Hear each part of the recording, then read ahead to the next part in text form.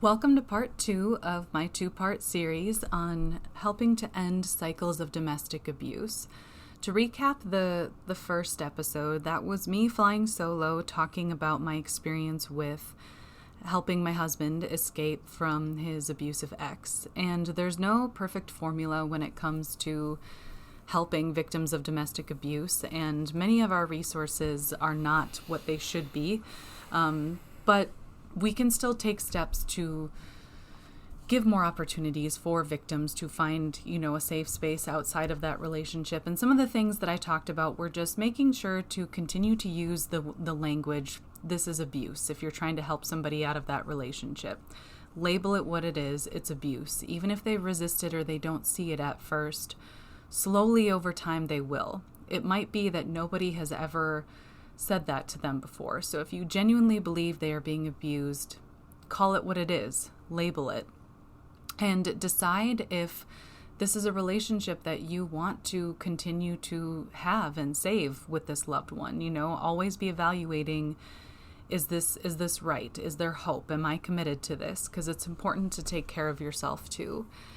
And also encourage them to document things. That's really important too, so that they can get the appropriate legal protection.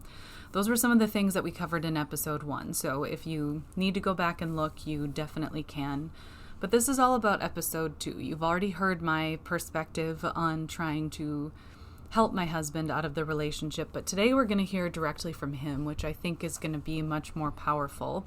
And he's going to cover just kind of what happened in his relationship, because nobody signs up for abuse, right? You enter into something thinking, that it's going to work out, thinking that it might be the right thing at the time, and slowly over time things happen, signs happen, but when you're in it, you're in it. So he's going to talk about his experience, how he ended up there, some of the maybe early warning signs, but also kind of what helped him realize he needed to just get out and cut ties. And so my hope with this episode is to increase just awareness of domestic abuse against men.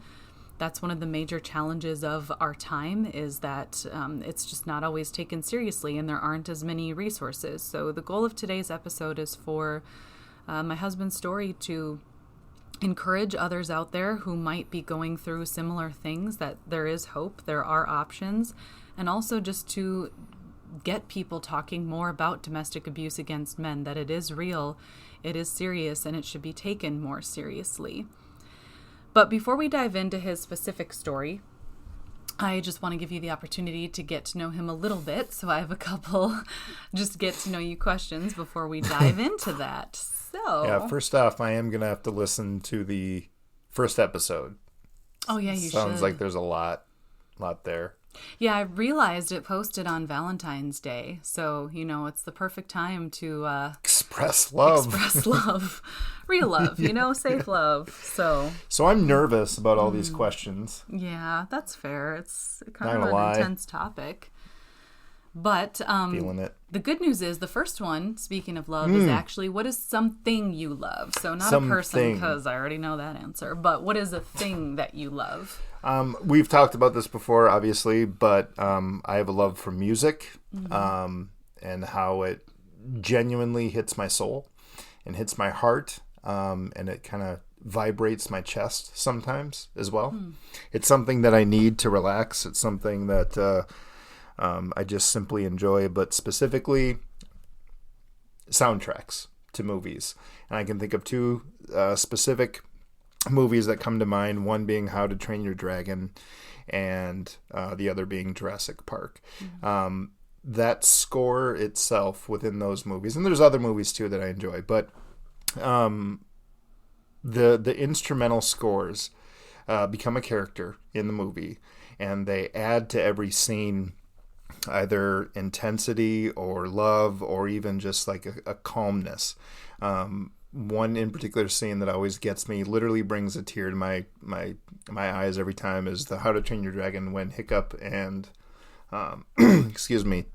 Toothless, when they first kind of meet, and it's very playful music. They're kind of getting to know each other, but then Hiccup reaches out with his hand to touch Toothless's head, and he just kind of dips really gently into it. The music itself it's very soft piano-y. It's very it's very touching, and it tells a story within the story that you're watching, and that's something that I really enjoy. I can appreciate that too. I recently saw the new trailer, and I gotta say, I'm not as big of a fan of you, but I do love that movie. Not as much as you, but I do like it. But that trailer did get me excited, and I think it's really cool that you take the time to appreciate music like that and the moments it creates. It's one of the reasons I fell in love with you. So, that being said, real quick, what's something you hate? I hate repeating myself. Oh. I'm just going to throw it right in there. And it's more in the professional environment that I hate repeating myself.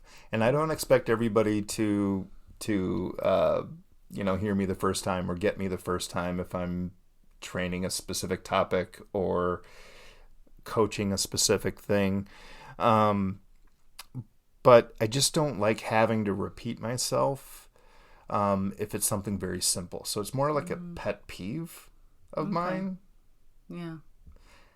It also translates into parenting too. You know what I mean? Like where it's like how many times are you going to say, don't jump on the couch before someone cracks their head open?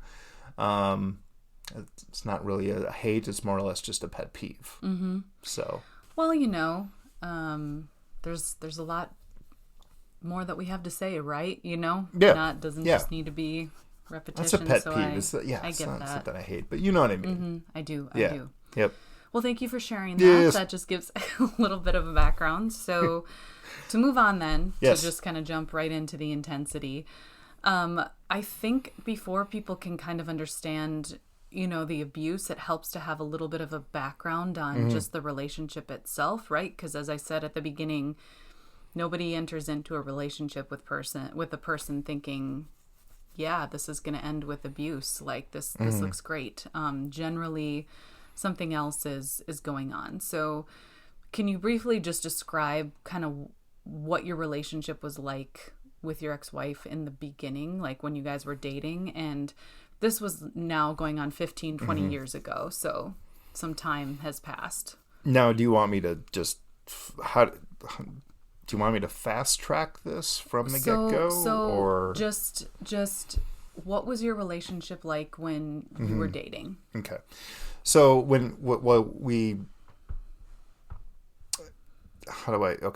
So we kind of met through mutual friends because we went to high school together, kind of linked up, I guess, through mutual friends. In the beginning, it was like everything was fine. When it comes to like who we were in high school, we were from two different groups. I guess you would say I was in the more popular group. She was in the quieter group, small group of friends, nothing too big. When we first started dating, everything seemed fairly normal. We went out a lot in group activities with a lot of my friends, so she was kind of introduced. We spent a lot of time bar hopping and throwing parties and kind of and going to parties as well. So it was a little bit, there wasn't a lot of one-on-one time. But we were, I guess, getting to know each other through an entire group of friends. But we spent a lot of time out with other people. Not a lot of one-on-one dates. Not a lot of like one-on-one dates. I'm sure they happened, but they always ended up with a group of friends at the end of the night or midnight, or midway through the date. Well, and maybe to help clarify, you weren't dating her in high school. No. It was like you kind of reconnected in your mid-20s, right? Yep. With high school friends. And, to kind of fill you in, Tom's from like a small town where like everybody knows who you each were other. in high school kind of mattered, and like everybody still kind of sticks in that town. So it's like, some people I know when they're done with high school, they kind of go their separate ways and it really doesn't matter. But you know what I mean? There's those small towns where everybody kind of sticks around and knows each other. And this part of the story I think is important because it was a little bit like, I think some of your popularity or whatever is part of what sort of appealed to her, like if I remember, because you said like she made you feel cool, right? Like it was kind of like she was quieter at the time. And I know this is true because I heard even in later years, you know, your daughters would share stories about mom talking about dad's popularity in high school. So there was like this weird high school, it was cool to be with you kind of a thing. Yeah. So, you know, to kind of fast forward, it was like you sort of just fell into marriage, right? Like it just kind of happened because it was the next step, right? Correct. Yeah. Yeah, it was the seasons of weddings in my early 20s. Everyone was getting married. And then I found myself engaged. And like you said, it was kind of the next step, with not much thought that went really into it, because there really wasn't. Just found myself engaged one day kind of thing. Mm-hmm. Just kind of the next step. And I think it's important, just really quick, to just touch on the fact that you did call your wedding off twice. Yes. And can you just explain why you did that? Yeah, and so we got engaged, and then planning started and a date set, and probably 4 months into, or 4 months before we were supposed to get married, it wasn't cold feet. It wasn't nerves. It was simply just I had this feeling that I shouldn't do it. And I couldn't tell you where that feeling came from. It was in my gut. I couldn't do it. My friends were upset, and they were kind of like, you know, how can you do this? You can't do this. You're going to screw it up, you know, kind of thing. But I canceled the wedding. And I gave her a narrative of, you know, like, hey, I'm in between jobs. I'm trying to look for a new job. It's not the way I want to start a marriage. But that was a narrative I gave her. Internally, I didn't want to. And, you know, I had a feeling that I shouldn't. But I didn't break off the relationship. I just broke off and postponed, you know, the marriage. Do you know why you didn't break off the relationship at that time, if you were having doubts about marriage? No, I don't. I really don't. It's how I felt inside. I didn't feel like I could really share it with anybody, but I didn't do it. I didn't listen to my gut. You know, young 24, 25-year-old me just was not ready to break it up. Mm-hmm. But let's push off this wedding, you know, like that didn't make sense to me even back then. Yeah. Do you remember why you eventually just went through with it? That's a tough one. Goddamn. Okay. So in between that time of engagement, my dad passed away, and I wasn't in a good way. There were a lot of changes in my life. I was starting my dad's career after he died. He owned a small business. I essentially kind of followed in my dad's footsteps professionally. But on the inside, I was really struggling. I was partying more. I was drinking more. And she was there to, quote unquote, pick up the pieces, you know, drive me home, or, you know, put up with my bullshit. And by bullshit, you just mean being drinking out a with lot. friends and being out. So there was this weird sense that I somewhat owed it to her, you know. But I didn't always feel right about it. But I felt like, okay, well, this is just what you do now. We've been engaged for, you know, 2.5, 3 years, close to 2.5, 3 years. I guess I should just go through with it, you know, and that there was pressure from my friends a little bit, with just simply like, you know, you've already, you know, kind of canceled it twice. You've already postponed it. Like, what are you doing? And I don't want to call it societal pressure, but I simply went through with it. I was young. I went through with it. And it was something that I wasn't 100% on. Yeah. One more question about that, and then we can move on. Do you remember what her reaction was when you called it off? Like, why was she willing to, like, reschedule so many times? The first time she was actually, like, I don't want to say supportive, but, like, it didn't seem like it was that big of a deal. Okay. The second time when it was being planned, it was kind of like I stopped it before anything was going to be put as a down payment kind of thing. Mm-hmm. At one point, she had told me that she was nervous that I was going to cancel it, probably a month or two before we actually did get married. But she didn't seem to mind the first time.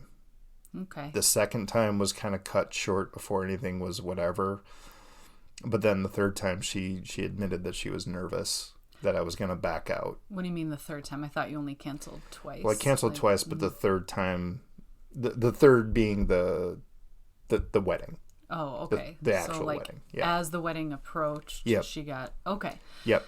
So it kind of sounds like in the early years, it was kind of fairly go with the flow. Like, you could kind of just live your life, and she lived hers. Like, when you were off, like, with your friends and partying, like, is it accurate to say that she would either just tag along or just be there if you needed her to pick her up or both. pick you up or something? Yep, okay. Both.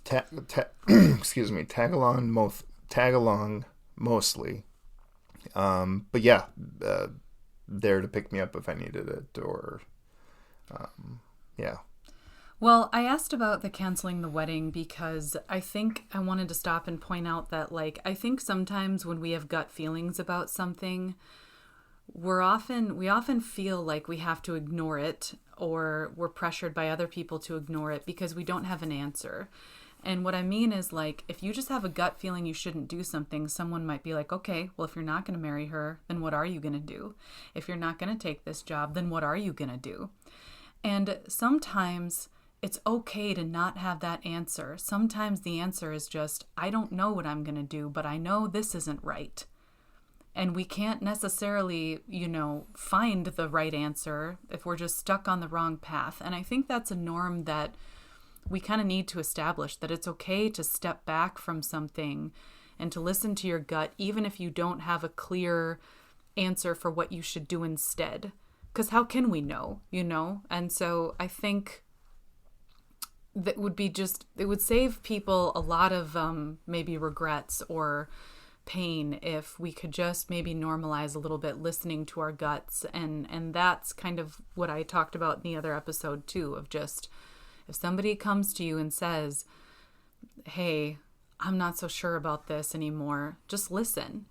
Because they're probably right. Their body is probably trying to tell them something. And I would go so far as to say, even though it was 15, 20 years ago, your body probably knew. Your subconscious knew that this was not going to be a good path for you and was trying to tell you. And unfortunately, you weren't in an environment that supported that, or maybe didn't feel like you could listen to yourself. And so I just wanted to make a point that, like, I believe gut feelings are real.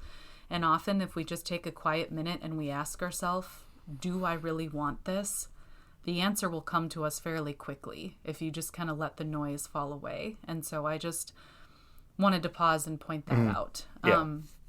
But it sounds like a good portion of your marriage in the beginning, like we're talking years, right? 5-6 years, was very similar to where you were dating, where you both just kind of lived your own life, right? Yeah. And you didn't really notice anything abusive or controlling. No. And I can, if I may just speak to the listening to your gut, when I first canceled the first wedding, I was something felt off. I didn't in a million years believe what would happen, within the next, 10, whatever it was, years. Whatever happened, it was just like this weird, like, you can't do this. Don't do this. And I, listened to the gut the first time, but didn't fully listen, Just, I didn't, I didn't expect the worst outcome. I didn't, whatever. It was just, you got to listen to that gut. Mm-hmm. But follow through. Yeah. But follow through. And I think, yeah. Sorry. And it's okay to again, not have the answers, not know where you're going. Because I think anybody who's ever been on the other side of a choice that they really regret would say, yeah, I wish I would have, Mm-hmm. And so it's okay to listen to your instincts, even if you don't know what you're going to do next. So with that, I think, when we talked before, because, we're talking about some of the early signs, to kind of transition, like, I think it would be important to just touch on maybe some of like the first signs of control that you noticed, maybe with your son, and I can help you out with that if you want. So Tom also had a son from a previous relationship. It was not his ex-wife's son, just to make that clear. And when I talked to you before, you said you noticed some kind of odd early signs of her trying to be controlling, specifically with like kind of forcing him to make phone calls he didn't want to make and things like that. Well,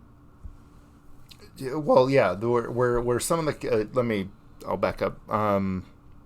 Where some of the control was kind of starting to come in was the like the full integration of being a stepmom, being a mom to him. Mm-hmm. And that can come it can come off in very intense sometimes, with wanting to help him with his homework, wanting to make sure he cleans his room, make sure, but it was done in a way in which it was like, you must respect me no matter what I say, no matter what I do, you better respect me, kind of thing. There was an ongoing fight with his real mom of, she wants him to call him, or, to call her mom, and I would address my ex-wife with, are you trying to, or what are you doing? Are you asking him to call you mom? What do you, and she'd always deny it. But it was ongoing. It was an ongoing battle of like, call me mom, don't call me, you know what I mean? Call me mom. No, I never said that. Those types of things. So your son would go to his mom with a concern, and then when you confronted your ex about it, yep, she would deny that it happened. She would deny that it happened. And just to clarify the phone call thing, like, didn't you say that she had maybe forced him to call her parents or something sometimes and talk to them when he didn't want to talk to them? Like, I'm blanking on that. Okay. All right, it's fine. You maybe just talked about it, but it's fine. No, I'm sorry. So we can move on. Okay. So, but that was maybe the first kind of like sign control. Of control. Yeah, control. Yep. And so then maybe to kind of transition between like just kind of the partying times, like living your separate lives. I hear you say a lot that it changed kind of when you had your twins, but that also happened around the time like you have some pretty serious back problems, and you had some big surgeries that kind of led to you eventually selling your share of your dad's business, right? So you sold the business, and you had part of this party life was also just kind of schmoozing with the business connections, right? Like kind of going out with that. So it was like you sold part of the business a few years into the marriage, and you had to have these back surgeries that kind of sort of put you out medically, and you were kind of no longer living that sort of party life. It was slowing down, You were at home more, and you had just had a pretty serious back surgery, and you and your ex had twins, like, and so I think I'm trying to talk about too many things at once, but like so some things changed, right? Your lifestyle changed. You were at home more, you weren't partying more. You had mentioned that you maybe didn't necessarily want to have kids, but I wasn't. When I officially got married, I I did not want to have any more kids. I was fine with the one I had, kind of thing. And then we had twins. Years later. Mm-hmm. So my plan was never to have any more kids, kind of thing. But then we had twins. Mm-hmm. And during that time I had one surgery in between a pregnancy, and then one post when they were born, about 4 months after they were born. Mm-hmm. So 4 months after they're born, had a major spine surgery. Lots of recovery. I'm probably day 5, but I'm like day 2 back home. In the middle of the night, I woke up in pain. It was probably 2-3 in the morning. Woke up in excruciating pain, which was fairly common in the healing process, but I needed my medication, so I was kind of calling out for help. Could you help me with my medication? And my ex-wife, she slammed me on the back, like with her fist, open fist, whatever you want to call it, but she slammed me directly on my back. So hit you. Hit me, and obviously shockwaves of pain. Obviously, because it was in the area where you had just had surgery. It was right there. Yeah, it was right in the incision. And that was the first time that ever. And it was shocking. Like I was too shocked to kind of process it, especially at that moment. And I had kind of asked her, like, why did you do that? And she didn't really answer. I got my medication, took it, went back to bed, eventually probably fell asleep, and it was a quiet weekend. There was no addressing the issue. It just kind of happened. I was still in shock. I was kind of shut down a little bit with just kind of what the fuck was that? And that was the first time you had ever really seen aggression out of her? Yes. And the first time she'd ever been physical with you? Yep. Just out of the blue? Out of the blue. And did you recognize it then as abuse? No. I didn't. It was shock. That's what it was. I didn't recognize it as abuse at the time. And how did you react the next day? Did you bring it up with her or anything? No. I closed myself off. Like, quite literally closed myself off. I was fairly bedridden at that point. But no, I didn't. We didn't really talk the next day. Did she address it? Did she apologize or anything? She never did. She never said anything about it. Yeah. Do you think that gender might have played a role in you not recognizing it as abuse? Because, think about it. Like, think about if a woman was laid up after a surgery and her husband came in and punched her in the back. Mm-hmm. I mean, you hear a story like that and you'd be like, call the cops, Right. But that's not how you felt? No. At that time in my life, my mentality, my mindset was, it's abuse when a man hits a woman, and you never hit a woman, but if you do, that's abuse. Mm-hmm. But if a woman were to strike her husband or whatever, it's not abuse. It's a correction. It's what did he do wrong? Kind of machismo joking. Yeah. It's or oh, that's a feisty one. And it's obviously changed over time. But at that time, I didn't see it as abuse because it was, a girl hit me. Mm-hmm. I'm a man. Why? Like, it's not okay, but it's not abuse. Mm-hmm. it can easily be downplayed. And like you said, you were shocked. And yeah. I mean, as anyone would be, and it's kind of telling that the next day you were kind of just quiet because it is shocking and it's horrifying, especially because you were hurt. You know, you had just had surgery, and you know, it's kind of from there that things took a turn in general, right? So like you've had the surgery, you're at home, and then you kind of transitioned into a completely different role, right?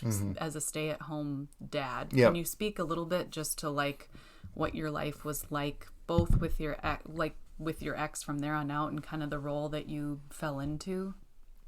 Well, I mean, I've used the word obsessed. I don't know if we're still going with that, but the twins became kind of everything I had. I was, you know, healing. I wasn't working. I was with them, you know, the majority of the time, 95% of the time, just home with them. Enjoyed my time being a dad with them, but then it started to kind of become like like only I can get them down for their nap. Only I can get them down for their, you know, their to bed, or get them changed or whatever, because my ex-wife and I were on separate, or different, I should say, different schedules completely. She was becoming more distant. She was working later. When she was home, taking naps, you know, sleeping through quite a bit, you know, and it just kind of became me and the girls. We just started kind of palling around a lot, you know, and they were babies into toddlers into, you know, 5-6-year-olds, you know, kind of thing. And, just kind of felt like I couldn't leave them. Just kind of felt like I had to be there constantly, in their face. Of course they had grandparents as well, but like I felt compelled to just always be there for them no matter what. And it was an obsession a little bit with,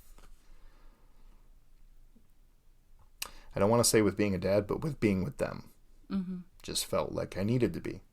Just felt like I couldn't do, felt like I couldn't go out, you know, like I'll just give you an example. You know, people would tell me whatever this, but I might call my mom or call, their other grandparents to come over while I just run up to Target and pick up a few things. I just didn't want to bring them with. But when I would leave, I'd be like, all right, I'll be back in 30 minutes. 30 minutes, I'll be back. And they would say, take your time. And I'd be like, no, I got to be back. I'll be back in 30 minutes. I don't know, you know, that's how I was kind of living. Just felt like I couldn't leave. Felt like I had to be there regardless of if I needed a break or not. I just felt like I had to be home with them all the time. Couldn't be away, you know? And what was her behavior like? Did she notice that you were kind of just taking care of him all the time? Did she help? Where was she during this time? No, I mean, she would be working and she'd go have her outings. When she was home, you know, there might be a help for a little bit, but then she'd have to lay down. You know, that we were living separate lives.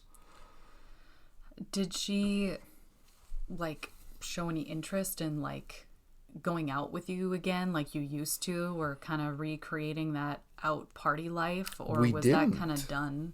That was done. We didn't go out. We didn't have outings. They were so far and few between that it was no. It was like, kind of, so it sounds like it was kind of just her going out to work and you staying with the kids. Did she show any more aggression during that time? Was there any more like physical incidents or threats or anything? So how do you say yes and no with, you know what I mean? Like there was so much distance that the fights were minimal, meaning they happened, but they weren't escalating to physical. That stuff didn't happen until the relationship was starting to end. Like meaning officially, meaning the divorce, meaning, complete separation. Then the arguments and the fights got ugly. Okay, so I think we should transition to that, but to just make sure it's clear, you were kind of taking care of everything at home too, Yep. right? Like all the chores, bills, like all that stuff, kind of Yeah, well, managing it? yeah. Like I know she worked, but yeah, like were you yep. kind of I was the just cleaner. managing? I was the cleaner, and I was the I guess caretaker. I guess I guess that's the easiest way to describe it. Okay. At what point did you realize you wanted a divorce? Like how old were the girls, and what kind of made you realize you wanted out? There were too many times that we talked about it. There were a lot of times that we talked about it. That you and your ex talked about getting divorced? Yes. And we were separated for a while. You know what I mean? The house, right? But in the like house, different levels. Different levels, separate beds, separate lives. Passing each other in the halls was about the only interaction for a very long time. And the divorce talk had come up a couple times. And from her or from you? Both. Mm-hmm. Both. But it was, but again, there was no follow through, until around my birthday, in like 2018, 2019, what was it? Officially, where we had a conversation, and it was like this filled with hope of a divorce. Mm-hmm. And then we just did it. Mm-hmm. Literally from our iPad. We filled out the paperwork. Yeah. Did you want to share anything about the affair part on her end? Only because I think there was one particular statement that you brought up over and over again, so I think it holds some significance. Like, you want me to tell the story? Well, I think so, because I think it's important to communicate kind of just the narcissism of it all. But there's a line that comes up a lot when you tell the story of things, and I feel like it's significant to the story. Okay, all right. You don't need to go into the whole thing, but like, how did you find out she had been having an affair? Well, okay, so she was working, and it was with someone that she was working with, and there was one day she was really upset about something, and I asked her what she was upset about, and this person that she worked with was fired because the manager, boss, whatever, did not like that they were in a relationship together, and she was upset that she wasn't going to see him again. And she just told you all this, And she just right? told me, Like she just told me all this, and I was shocked and kind of like, you're upset, you're telling your husband that you're upset you're not going to see this guy again, and that your boss thinks you guys are together or, intermingling, whatever, and you're upset about this? And she was genuinely upset about not seeing this person again, but or how it went down, or casually telling you about it, casually, though. Like it was nothing. Yep. So I was upset, at just like the kind of the audacity of it a little bit. Like, just kind of like, you're telling me this? Like, this doesn't bother you that I'm upset, or that it could be upset? Just the whole thing.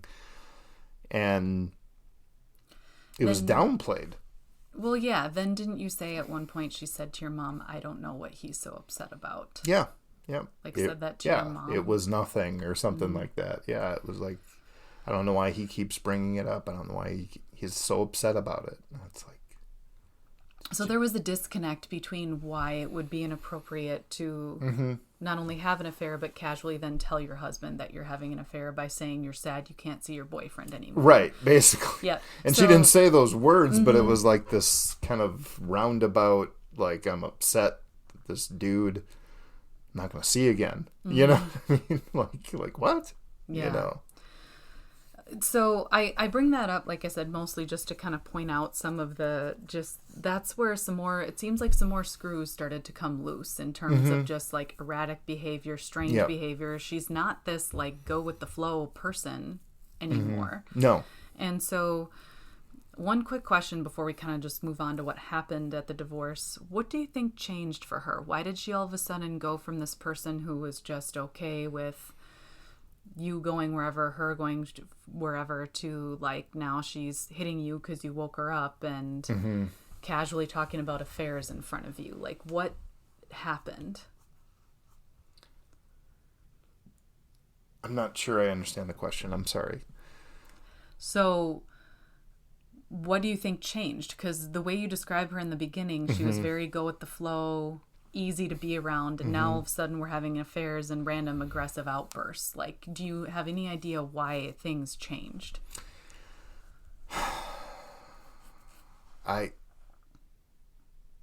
So many things. Well, but here's the problem with that question, and here's the problem with the answer as well, is that so many things were changing.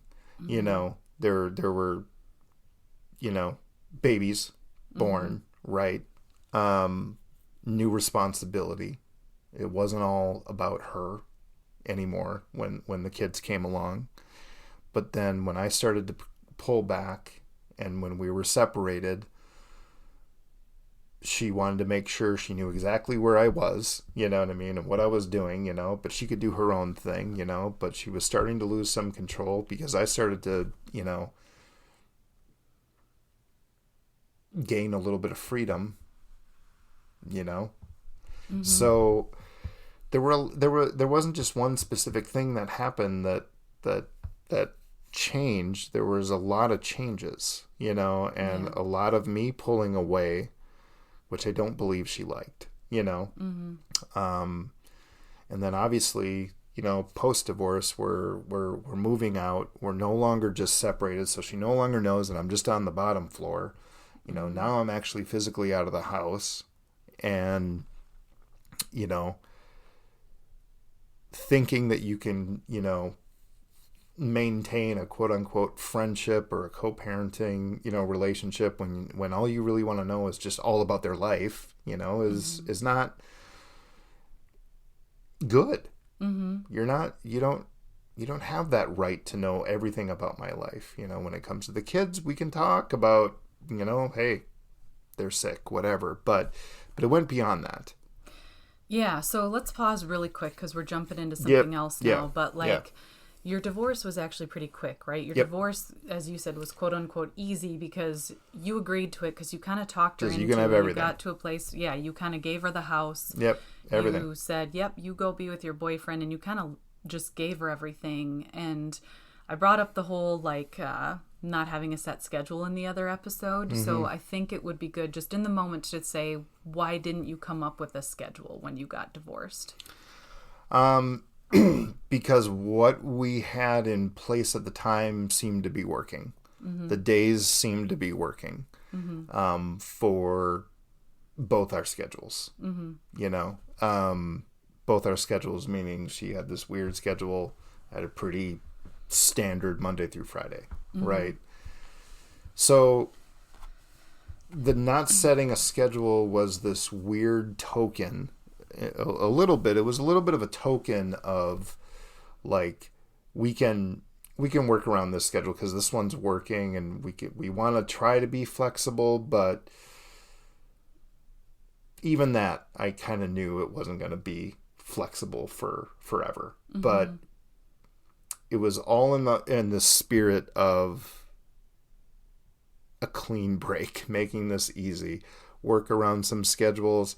I don't have anything going on, so I'm flexible. You're flexible. It might work in my favor sometimes. It might work in your favor sometimes. That was it. And at what point did it start? So you get divorced, you move out. You know, you moved back home for a while, and then you moved into your own apartment. So at what point did it start not working? And you brought up like needing to know where you were and what you were doing. When did that stuff start? So when I moved back to my mom's temporarily before I moved into the apartment. There wasn't a lot of activity going on. There wasn't a lot of talking, her and I back and forth, unless it involved the kids kind of thing.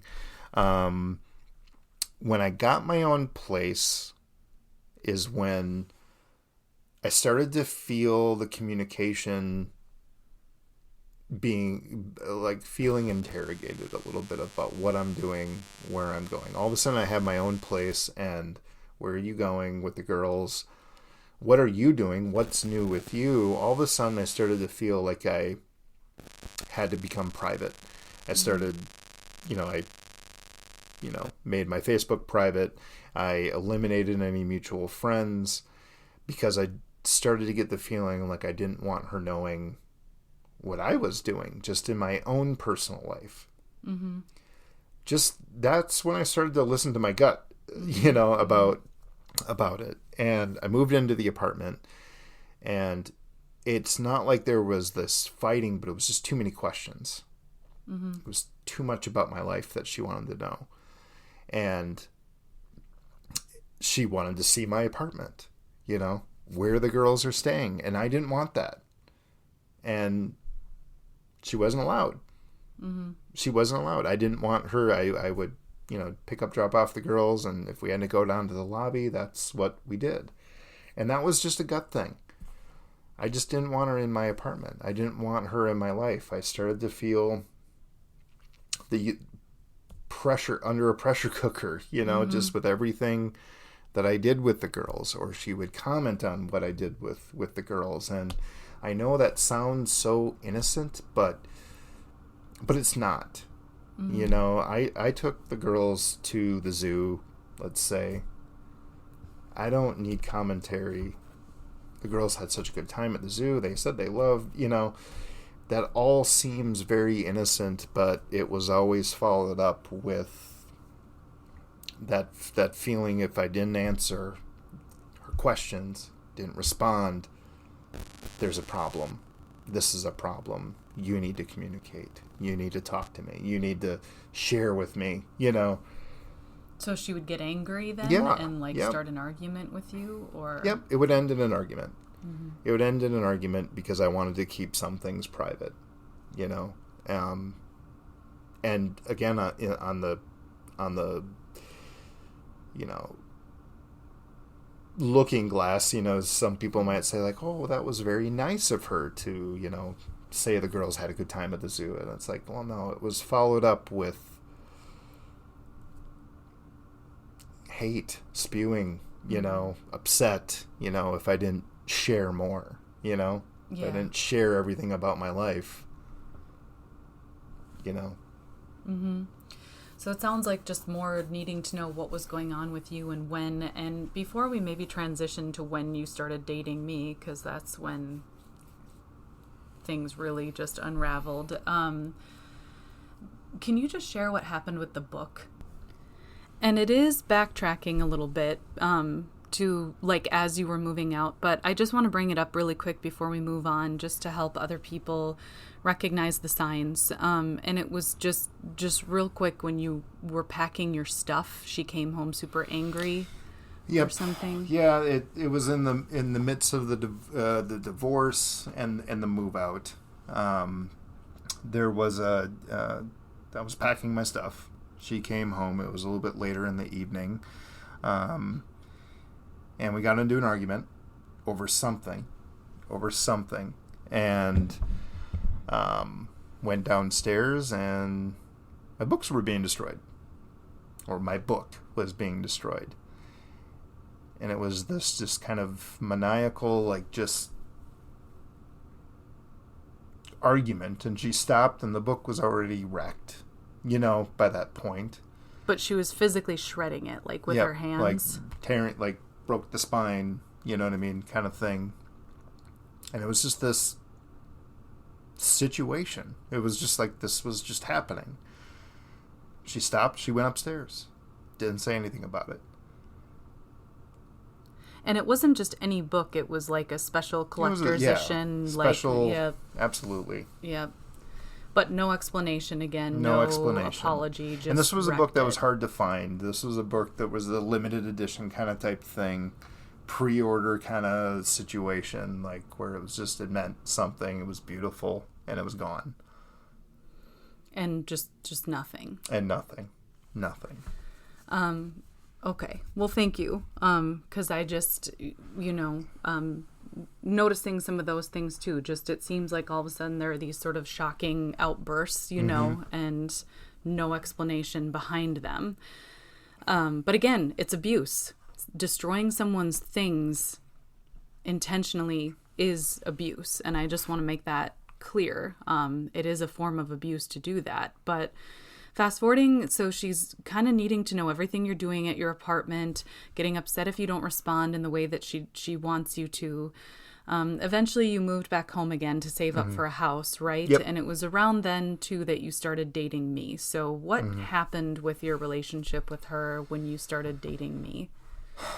So to kind of backtrack a little bit even more, during this time period of me living in my apartment, it was about a year and a half, close to 2 years. And rent's just too damn expensive, obviously. Wanted to save for a home. In between the time I dated people, she dated people, and it never seemed to be a problem that I was dating. It just never was. It didn't become an issue until I met my wife and things got serious. Meaning I feel like she knew this was different, like the relationship itself, and you have kids, I have kids, and that's, I mean, this is just all theory, but it all changed when I met you because it was getting serious, because, we were around each other's kids, that kind of thing. We were spending all the time together. You know what I mean?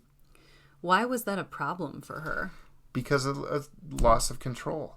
Because she no longer knew what I was doing, where I was, because those texts and that inquiry into everything we did, or even just anything that the girls, said, oh, over the weekend we did XYZ with, everyone. It became a problem. It became her problem with that, Yeah. And the more serious you and I got, the worse it got, the inquiries and, where are you going, and the threats. Yeah, I was going to ask about threats. What kind of threats did you start to get? The threats were always, I'm going to show up, I'm going to show up at your house. I'm going to show up at your work. I'll show up at her house. I'll show up at, it was not your work, but the threats started to become, I'm going to be present. This isn't going to happen. Location seemed to be the most important thing. Where are you? Yeah. Who are you with? When are you leaving? That kind of thing. And it just started to happen. And the threats of keeping the girls from me, the threats of, withholding them. Those things started to just gradually through time get worse. And then she actually did start to withhold them, right? Yeah. A couple times. Yeah, a couple times. I'm sorry, I'm not remembering. It's just like, a couple times where it was like an expectation they were going to be here and then they just weren't. Because of whatever bullshit excuse that she wanted to have. But, the threatening text and friendly texts intermixed, the friendliness would end very quickly if there was no response that she liked. Yeah. Friendly in what way? Friendly? Well, I mean, friendly, like specifically? Or Yeah, well, like just friendly specifically would just be like, checking in. How are you and the girls doing? You know what I mean? Or what you got going on with the girls this weekend? Or even, what are you and your girlfriend doing for, Valentine's Day? But the answer was never something she liked, and well, and it sounds like friendly is still just trying to get information. well, that's what it was. It was information gathering. It had nothing to do with me. It had nothing to do with you. It was just finding out everything about us, finding out everything about, what we were doing. She also started verbally abusing you at this point, Yep. right? Like, Oh, yeah. Can you just give some examples of the things she would say? Oh, okay. Lots of name calling. The name calling's easy. Those are, fucker, asshole, shithead, whatever. You know what I mean? Like, though, I shouldn't say they're easy, but those are just the common ones, I guess. Lots of, you're a shitty dad. You know what I mean? Things like that. It's attacking my parenting style, or even just, my integrity as a parent, doing, things like I'm trying to give an example because there's so many, but, so if I had my mom watch the girls for a Friday night, because you and I had plans and you got your babysitter, well, I got my babysitter, but I'm out with my girlfriend at the time. I'm putting you ahead of everything else. I'm putting you in front of my girls. I should be home with the girls, even though this was maybe a concert that we were going to, or a movie or something that was planned and babysitter set in place. I was a shitty person, a shitty parent and putting my girlfriend ahead of everything else, Yeah. things like that, like breaking you down, as an individual, kind of thing. And they would be one text after another, right? And it would be consistent, one text after another. So it didn't stop until it just stopped for that evening. And I'm sorry, now I'm talking about it. There were times that she even said, "Okay, I'll let you have your night now." You know what I mean? Like I'll let you. Yeah. And these are all documented. Yeah. Okay, yeah. so this isn't just me saying this shit. This is documented, Yeah. submitted, Yeah. accepted, reviewed. Like this isn't. Yeah. Anyway.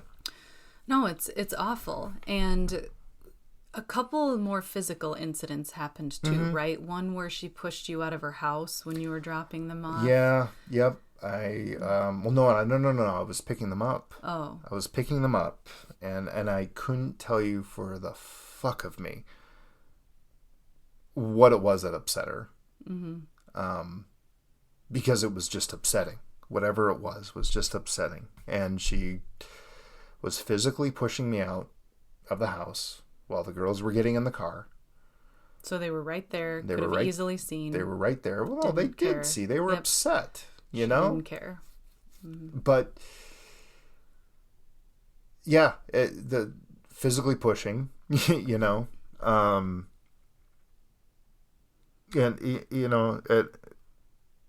there's no rhyme or reason for it. And at that point, you did call the cops when you left, right? But they said... Called the non-emergency line because I was pushed. Like, it wasn't... okay, so not to minimize it. It was physical hit and push out the door. With anger behind the words, with anger behind the tone, and I'm shook. I'm rattled. I'm calling the non-emergency line to be like, okay, I don't know how to report this kind of thing. And the more I explained to them, the more they just said, well, you've left the house. Okay. You know what I mean? It was like, maybe you should have, a third party, drop them out, let things cool down a little bit. Like it just was kind of, we're not even going to write this report kind of thing. Sounds like you're fine. Yeah. You've left. Yeah. Are you safe? Yeah. Everyone else good? Yeah. Okay. It was just brushed off, you know?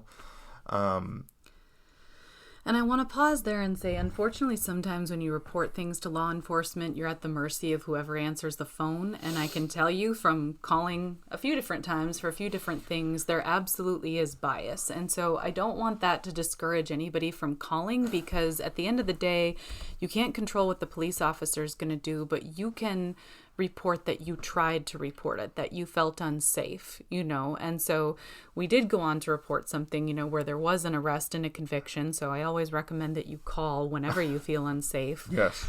Because again, he couldn't control what the police officer said in that moment, but he could control the fact that he called. And when it comes to, you know, future court cases of custody and things like that, he can report, no, I called. I was afraid.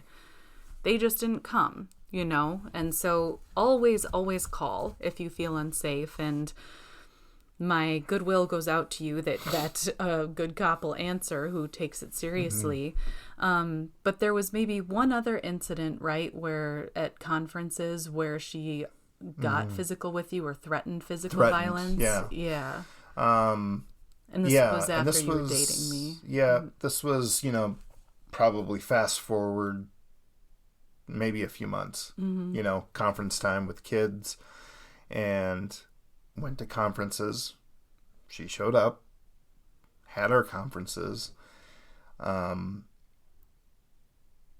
again, it was one of these things where she was upset over something. And I put the girls in the car, and she was arguing with me, and she raised her fist. Like, just raised her fist at me. Brought it down immediately, kind of understood where she was, kind of scenario, because it was out in the fucking parking lot, you know. At the school. But raised her fist. And, you know, I even said, like, our girls are right here. You know, like, just kind of trying to point out, which I've realized now that you can't rationalize with someone like this. You can't. You can try and fail 1,000 times, but you can't point out what they're doing is wrong, because I don't believe they see it as wrong. I just don't. I don't believe they see their actions or their reactions are wrong. They don't. You can't talk sense into them, because they will minimize what happened the day before. When they screamed at you, when they, you know, pushed you or whatever, they will sometimes even apologize, but within that apology, if you hadn't, I wouldn't have to do this if you didn't do this. I'm sorry I got upset, but you pissed me off. You know, like that meant, I'm sorry, they have that mentality. I did this because you didn't react the way I wanted you to. And there were a couple times that she did that kind of thing. So sometimes she wouldn't say anything, and sometimes it would be, oh, I'm sorry, but you, right? No, yeah. It was always a but you. You know? If you would just, oh man, I'm just having fun. If you would just tell me. Tell her what? And no, just that statement of, if you would just tell me, maybe I wouldn't get so pissed.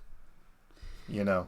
Yeah, and then, you know, this is where some of the mental illness just seems to kind of creep in, because wouldn't a lot of the texts be things like, fix this, fuck you, like just start to get like delusional, like fix what, you know, like. Oh, I never understood though that string of texts, the periodic string of texts of, you know, you need to fix this. I don't know what you're talking about. You need to start telling me the truth. You know, about what are you talking about? You know what I mean? What truth? What are you talking about? Yeah, the fix this. That's triggering. Yeah, sorry. So I think it's important to point out she really kind of unraveled. Like, there's abuse, but it also just didn't make sense a lot. And that's maybe where part of your point about rationalization comes in. Mm-hmm. And so to switch gears a little bit to us, because this was obviously putting a huge strain on our relationship. Yes. So I have a couple questions that I think would be helpful for those listening. When we would get in arguments, because I didn't know everything that was going on, but I knew some of it, and I saw how stressed you were all the time, because you were stressed, and you were stressed. You can maybe speak to the panic that you just felt at all times about your phone going off. Why in the moments where I tried to say she's not going to stop, we've got to try to get, a mediator, why would you sometimes get defensive and say, no, if we do this, she'll stop, or she'll, why do you think that happened? It's one of those situations where it's like, what I know now about it would have been much more helpful back then. So I'm going to just take it back from the moment of being in the middle of being abused, the abusive relationship. Because sometimes I would just think that I could handle it. Mm-hmm. That if she gets a boyfriend, she'll forget about it, or time will fix it. Or if I just give in a little bit, if I, try this tactic, start having my mom pick them up or drop them off, or start having this, or tell her parents what's going on, it's all going to stop.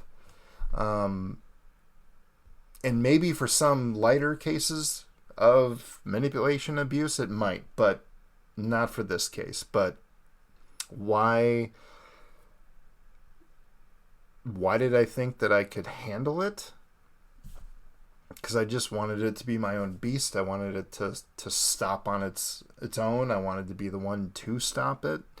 Felt very helpless too in it, because I felt like I was living a double life in terms of, happiness and family on one end, and then just this terrorizer on the other, not being able to juggle both emotions as well, at the same time. And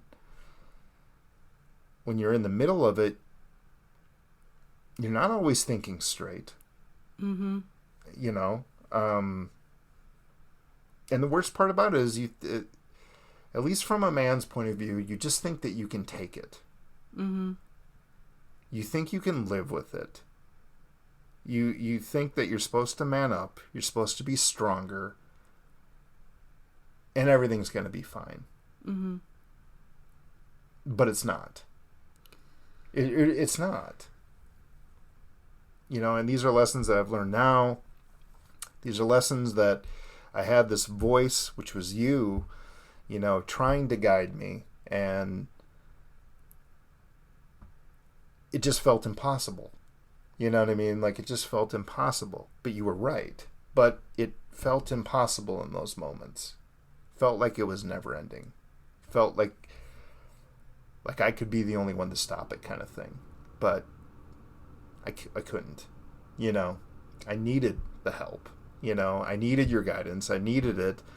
But I needed to follow through with it. I needed to try to stop it. So then I start to try to put those boundaries up, listen, but I'm not healing, but I'm starting to put these weird boundaries up, and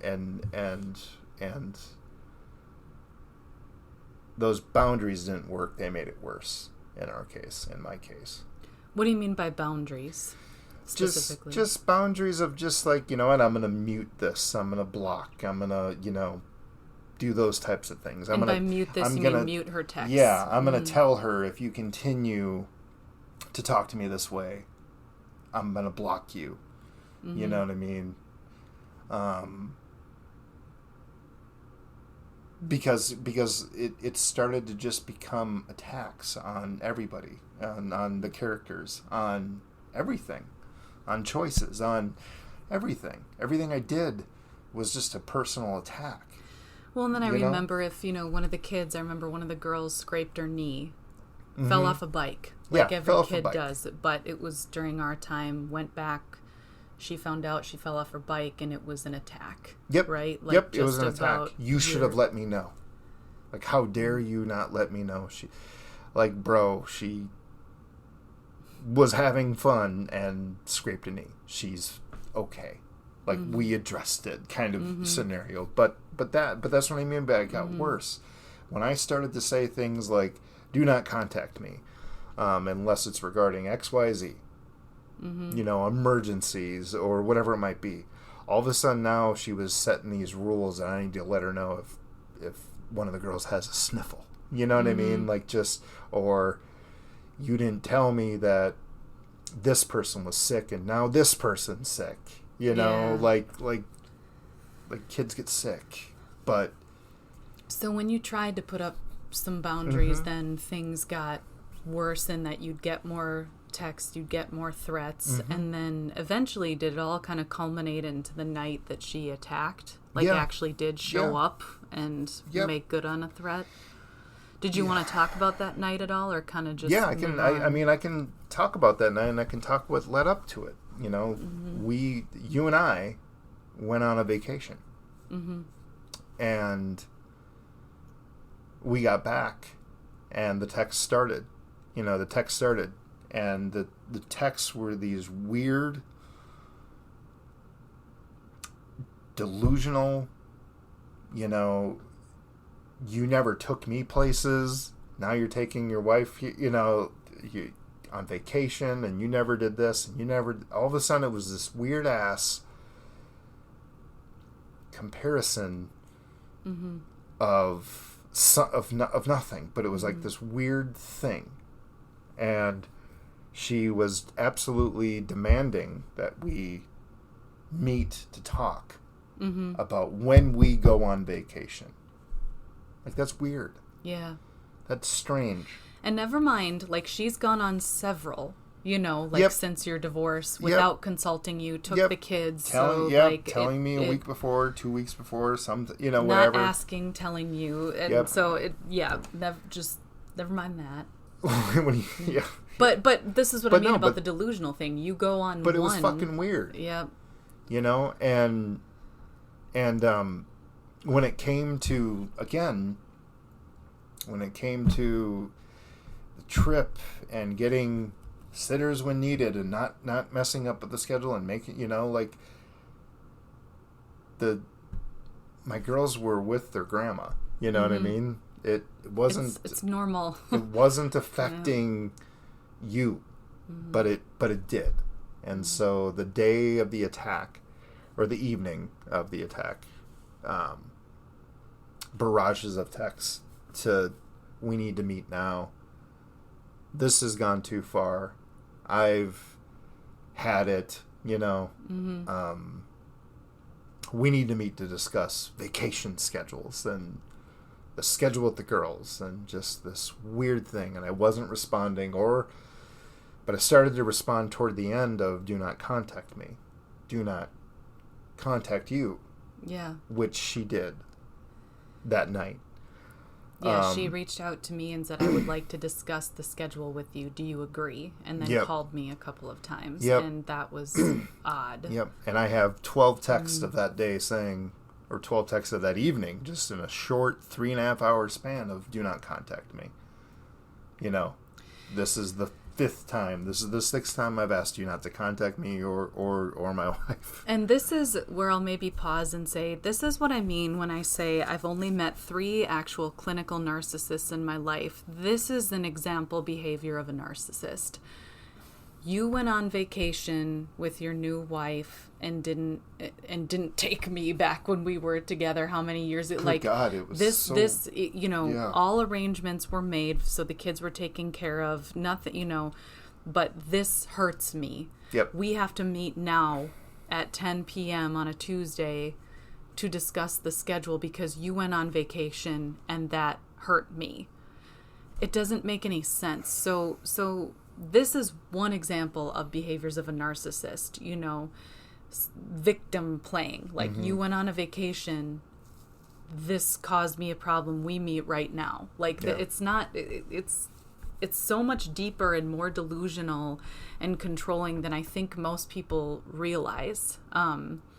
And again, there's no fair game, right? Like, it didn't matter how many vacations she had gone on without even asking him. And when I say asking him, I mean, like, she took the kids sometimes and, like, didn't really even consult him, she would just say she's doing it. These dates, we're going to XYZ. And it would often spill into his time. But none of that, like, his custodial time. She would do it on his custodial time. But none of that mattered. And so... Anyway, I just had to pause and point that out. But did you want to say any more about that night and the attack itself, or not? Just to move on. Well, I mean, she showed up. 9:45, 10 p.m. at night, and she was arrested and hauled away, and that was the first day or first evening. Although what happened, and I don't want to go into the details for so many reasons, but that was the first evening, first morning, first full day, next day that I actually felt relief and a weird sense of freedom. And that freedom came from finally someone saying, you can't contact this guy anymore. You can't contact her anymore. And by her, you mean me? Yeah. Yep. So, I don't know. The next day after the attack, obviously there's so much shit that went down that night. But the next day it was finally like relief and freedom. That I didn't have to hear from her. Didn't have to check my phone out of fear. It was the first day, so I was very new to it, but it felt really good. Yeah, and to speak to part of what he's talking about, it takes a little longer to get an actual order for protection and harassment order in place, but what was immediately put into effect was something called a domestic abuse no contact order, or a DANCO.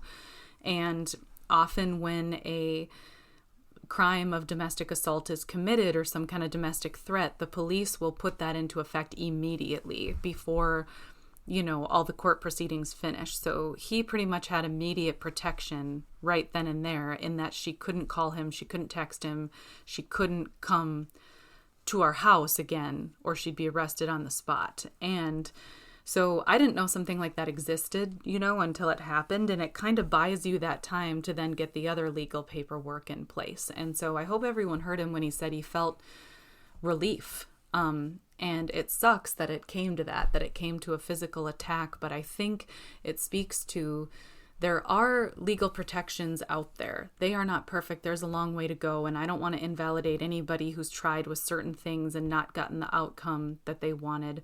But it's absolutely worth fighting for and calling the police for, because like I said, you can't control which cop you're going to get and what they're going to say. But in our case, it is very much a victory, and that's the part that I want to share.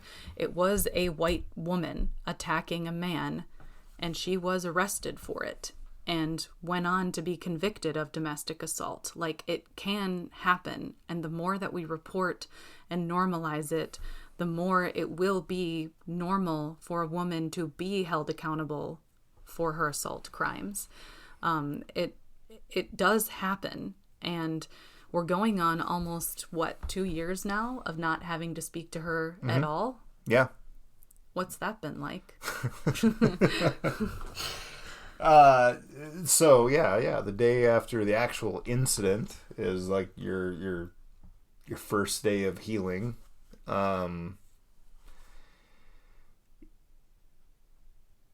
It never not feels good that I don't have to talk to her anymore, and that she can't talk to me. Mm-hmm. That feeling just gets better and better each day. Mm-hmm. The healing portion of it has been very difficult. It's been trying. It's been stressful on my own relationship with myself, my relationship with my wife. The last 2 years has been fantastic.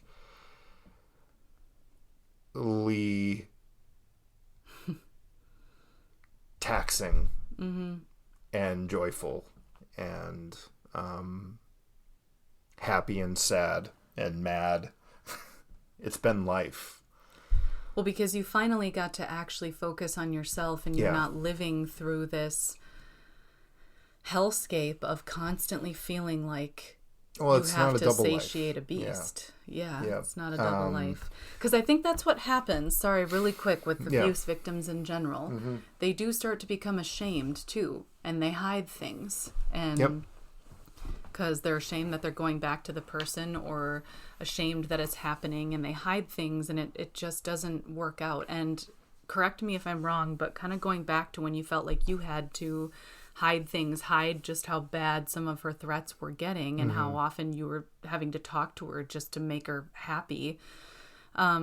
Maybe it is part of the problem when it comes to just not knowing as much about men who are abused, because I think there's this impression that men have to be the protectors, right? Like like you told me before, you were trying to protect me and protect us, and you thought you could sort of shield us from it, but that just ended up hurting us because you were hurting and couldn't be the man you wanted to be because you were hurting and being abused, but also you needed help.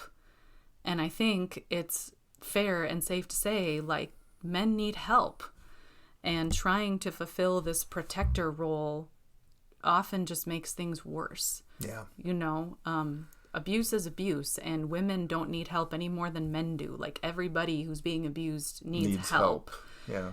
And I think it's just really important to make that point. And things didn't really start getting better until you got help, right? Whether that was law enforcement or you know, getting legal paperwork drawn up. And that was the first major step in being able to heal, though, and being allowed to heal. Because truthfully, if you can't heal from an abusive relationship until you're out of it, you can't heal during it. It's not going to get better. He or she is going to hit you again. You know, you can't.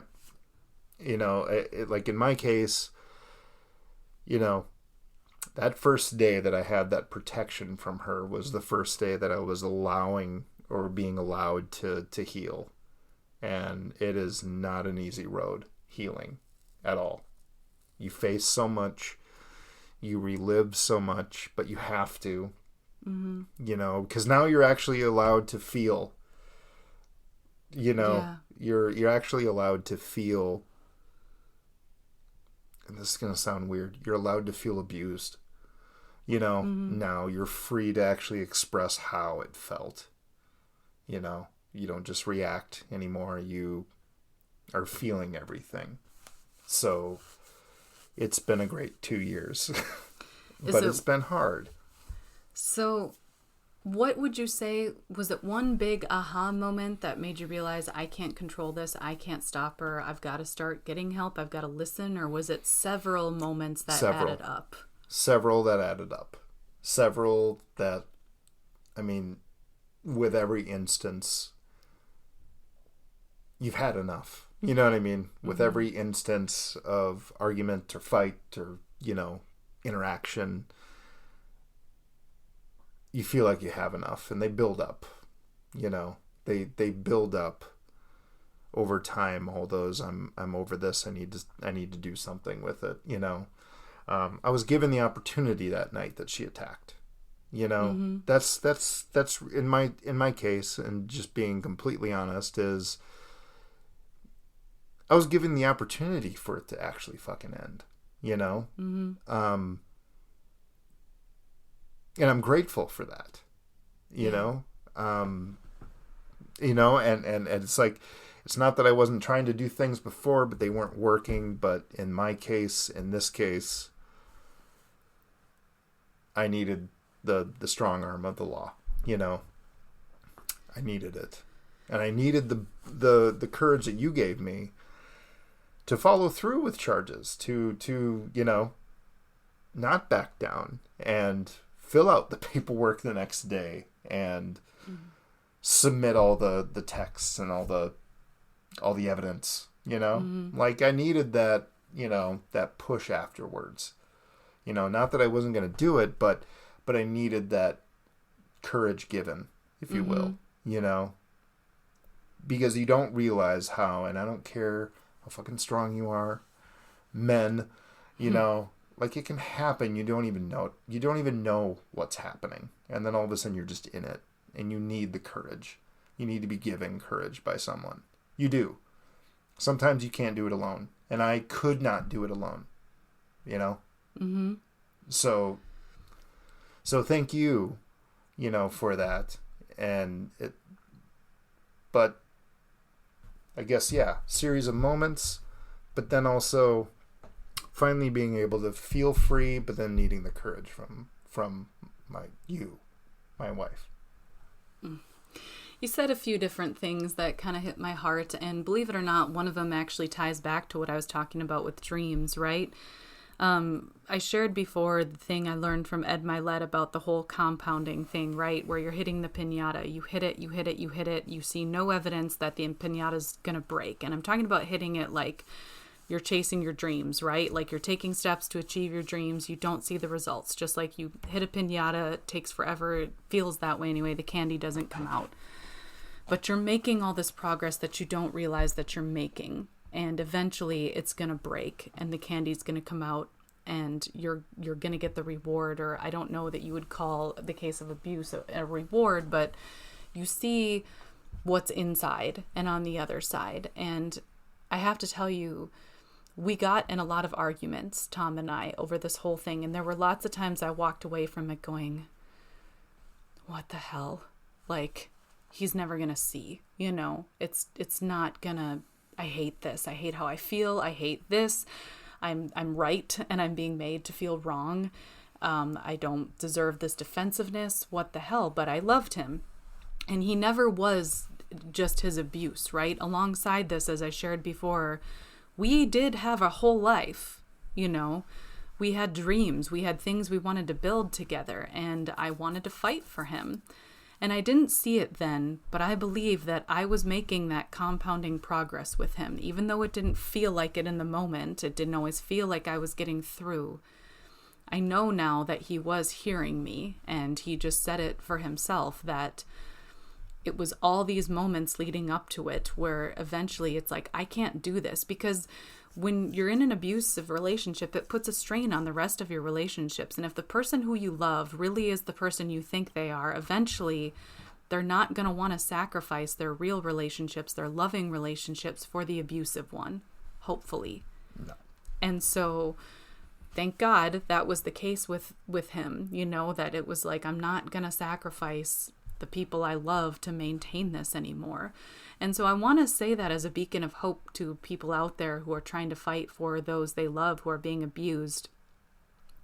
You may be making progress that you don't realize you're making, because arguments don't feel good. They don't. But I'm coming to learn more about arguments in general, and that there's a healthy and safe way to do it, and that arguments sometimes are the way that we see problems, right? Sometimes you have to trudge through them to get to the other side. And I don't know that he ever would have come to the other side without some of those arguments and getting into it and just realizing, something's wrong. Something's really wrong.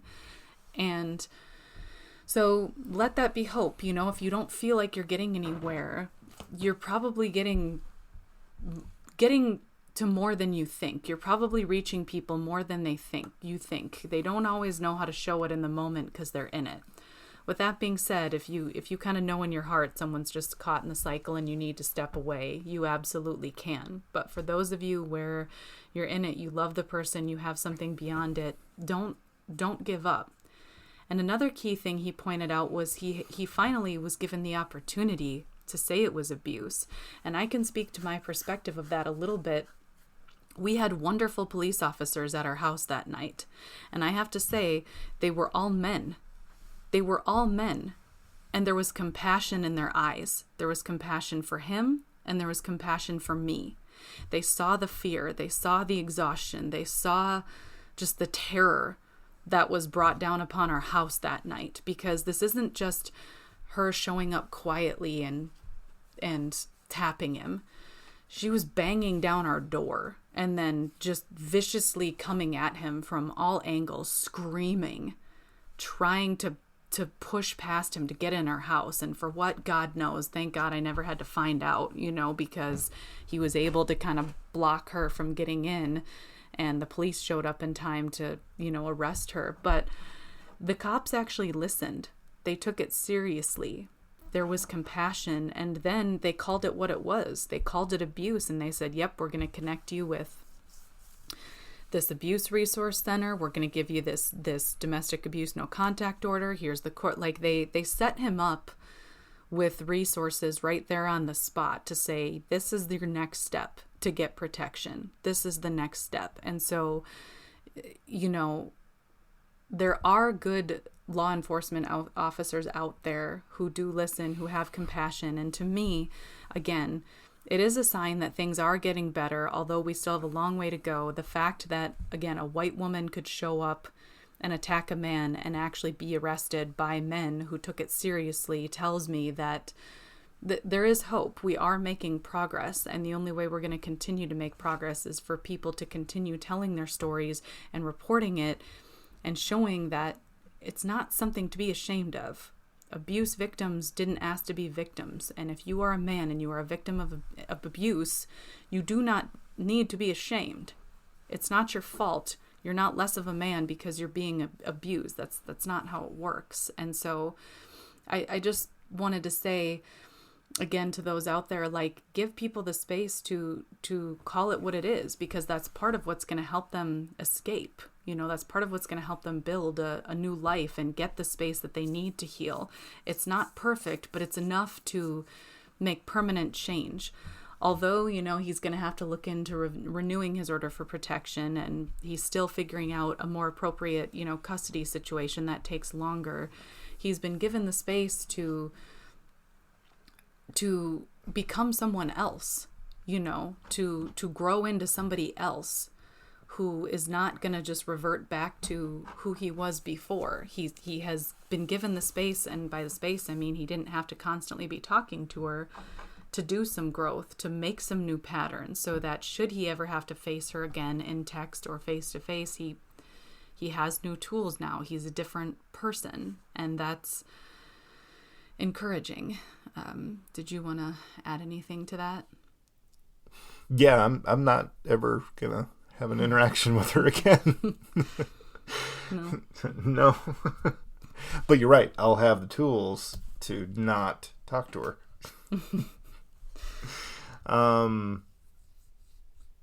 No, I don't have really anything to add. I mean, did you have any final questions or anything?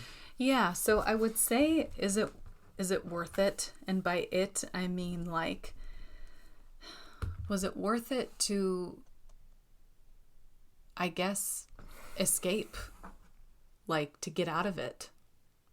Well, yeah, absolutely. Why is that? Because you're able to live, because you can also recognize your own bullshit, Mm-hmm. Again, and the experience for a man that's been, domestically abused is seems to be fairly new, but I think it's been going on a longer time than we care to admit, I would agree.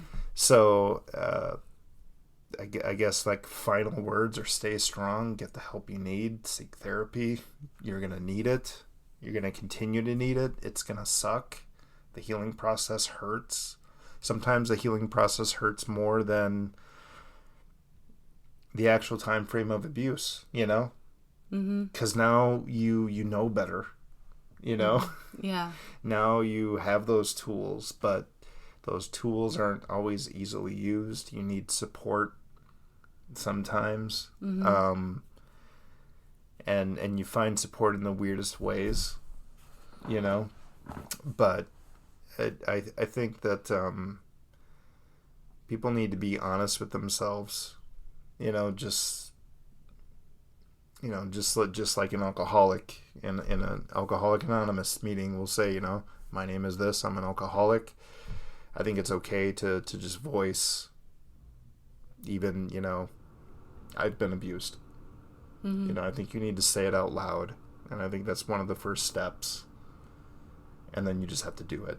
You just have to heal from it and learn to heal from it and learn to live and enjoy your new life, which is free from abuse. It's free from hurt. It's free from that anxiety or that nervousness that you feel, checking your phone or who's at the door, like you can finally be free. So it's out there. Mm-hmm. Like being free is out there. But you need to get away. You need to stop it at any cost, in my eyes. How would you describe your identity then kind of versus now? I am much stronger now of a human than I was back then. I feel like, and maybe you'll, I feel like I can admit I'm more wrong now than I ever could before. Mm-hmm. Because when you're in the midst of abuse, like you pointed out, you do become a little bit more defensive quicker. There's no way that you can be there's no way you can be wrong about it because you know how to handle it. Yeah. So I feel like now I can admit more when I'm wrong. Mm-hmm. About anything too. It doesn't have to be something big and triumphant. It can just be I'm wrong. Mm-hmm. You're right. I was wrong to act that way. I was wrong to say that. I was wrong to do that. So Yeah. I feel like I have like more. I keep saying freedom, but I have more freedom to be myself and more freedom to be wrong and learn from every little tiny mistake I make. I can learn from those things now, whereas before I don't think I could. Yeah. What about in terms of like your well, I mean, first of all, that's powerful in itself. You don't hear people talk like that. And I'm sorry, I was kind of just in awe of him for a moment, which was, I was like, yeah, because I was just listening and it was nice just to listen. But also in terms of like your dreams too, would you say that you like, because you talked about in the past, you kind of felt like you had to fit this role, right? Like you had parties, you did this. It was a lot of, it's just what I did. I took over my dad's business. But what about now? What about your dreams now and who you feel like you should be? Has that changed? Now I feel like I can, and this is 20s to now 45, 44. Now I feel like my dreams can actually come true, and I can actually work on my dreams, and I can actually believe in my dreams. Mm-hmm. Like I believe that they can happen. Yeah. Now my, answer is why not? Not, Mm-hmm. but like, why can't I be this? Why not? Now I feel like I, can do those things. Yeah. Follow my dreams. Have dreams. Having dreams. Mm-hmm. Everyone dreams in their 20s and they're 18, they're, teenagers. They all have dreams, but you can be your dream, Yeah. like you can actually, they can come true, Well, and it all comes full circle to lots of things I've talked about on this podcast, which is, surrounding yourself with the people who believe in you. Because believe it or not, but sometimes abuse can very much be connected to the image we feel like we have to fit or the roles we have to play. Sometimes if we just feel like we don't fit and we have to just play this role, we end up finding ourselves just kind of succumbing to a life that didn't belong to us, and then maybe kind of just continuing, to spiral in a relationship that wasn't right for us too. And so it's all just kind of connected. And if you're feeling like you don't belong or like you don't fit, it's a big world. And it's okay maybe to step away from the circles that you're in and find new ones that maybe fit who you are. And so on a final note, love, before we wrap it up, I do a lot of final notes because afterthoughts. What advice would you give to victims of abuse? That's a whole nother episode. I know. What advice? Yeah, if you had to summarize it in one line or two. Oof. No. No, that paragraph. Well, I mean, like the absolute obvious, but listen to yourself, get help. And I would even say attach yourself to those that support you, that truly support you. Listen to them, attach yourself to them, get help, have them help you. Because there's situations. Abuse is comes in many, many forms, but I do believe everyone has someone that they can rely on and go to for support. Trust that person, and follow through with your gut 100%. If you feel like you have to get out, but follow through 100%. It might be scary, starting over or getting away, but there is a light at the end of the tunnel, but you have to follow through. Yeah. And what advice would you give to people who, that was really powerful, but what advice would you give to people who are loving people who are abused, but they don't feel like they're getting through? Hang in there. Yeah. Hang in there. Hang in there. No, I think everyone has a limit, and you need to set your own limits and follow through with those as well. That is all I can say about that. Okay, set your enough. Own limits fair and yeah, I mean, yeah. Well, love. It's a tough one. I know. It's not fair. Gotta throw in a challenge at the end. Thank you for interviewing with me. I appreciate it. I appreciate you going through all that. It's never easy for victims to rehash their stories, but our hope was that it would give you hope and give you options, and again, just sort of increase the narrative out there that this is happening, it is real, and it needs to be taken seriously. And so if even one person out there feels, encouraged to seek that help or to help someone seek that help, that's really important. So thank you for your time today. Thank you for listening. I'm so grateful for you. Any final words, love? No, this was great. Okay. Talk to you later.